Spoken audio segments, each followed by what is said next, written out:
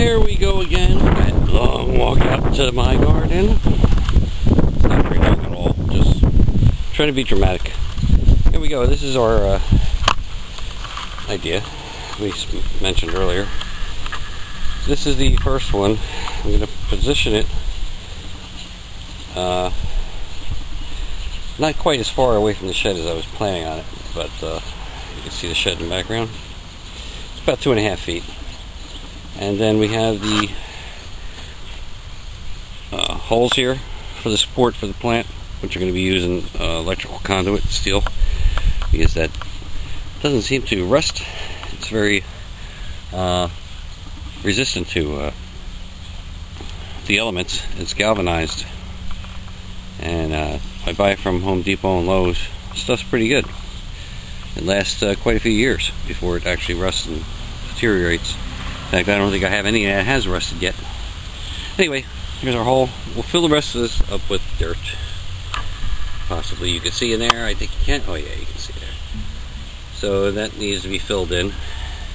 And let's back out here a little. And of course we're going to support the sides with dirt, and then we'll put our mulch around it, and that'll hold it in place. Hopefully on a windy day like today, when my plants get taller, they won't fall over. That's why I'm going to drive the pipes, the conduit in here down into the ground pretty deep. So I'm probably going to get 10 footers come to like 7 feet or 8 feet and drive them into the ground, or I may just leave them whole. This way they'll be the main support for the bush when the wind blows, so it doesn't fall over. The bucket, I mean. I can imagine coming out here one day and finding my bucket on its side and my plant on its side. That would be wonderful. So that's the only downfall to this bucket idea that I can see. I don't want to bury them too deep, because it'll be too hard to get them out later, and don't think it's necessary. Plus I'd like to keep them high enough so they drain down well enough that my plants don't get soaked with water.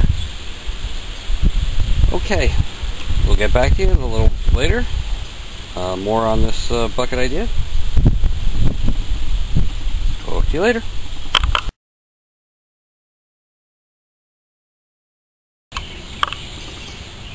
Okay, this is the rear garden. Of course, again, I was lazy, and all I did was come in here with a lawnmower and a weed whacker and knock down most of the weeds that were in here. I don't know if I covered the weeds in the previous video, but they were quite overgrown, which I'll show you in the back, where some still are. Anyway, did the same thing with the grass, using it as mulch, and I planted 18 pepper plants. Some look like I planted them on a very hot day, and I kept watering them, and I think the sun actually burnt them. If you take a look at the leaves on this one here, I think that's a water burn. I'm hoping it's water burn and not some kind of fungi from the grass. Anyway, 18 green bell peppers, because that seems to be our favorite this year, along with shish kebabs, pepper steak. I plan to make stuffed peppers and you name it, whatever else you can do with peppers. I have 1,000 recipes and I'll be trying them all.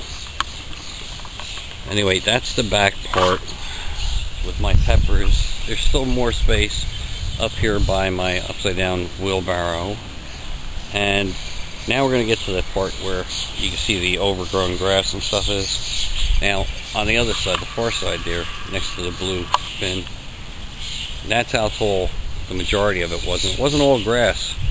It was this, whatever this is. Here, let's get over here. Look at this grass here. We have a little jungle grown.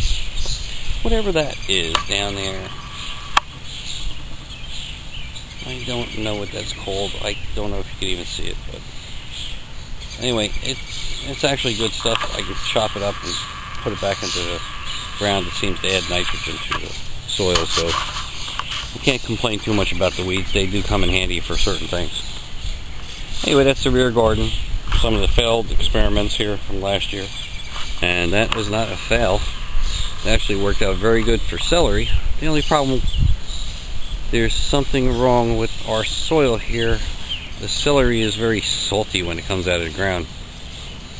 It's supposed to be sweet. I don't know why that happens. I don't know if I have left it growing too long and that's what happens, or it's just the soil itself. Why it would be salty instead of sweet, I have no idea.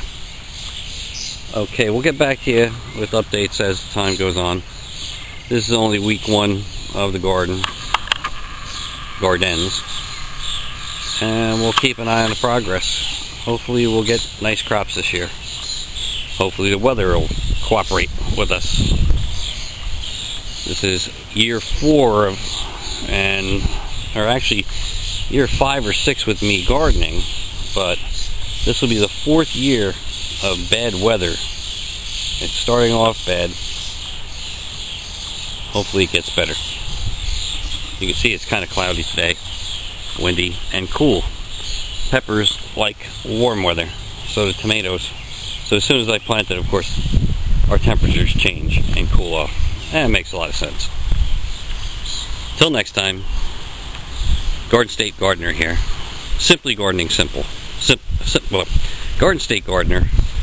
Simply gardening simply.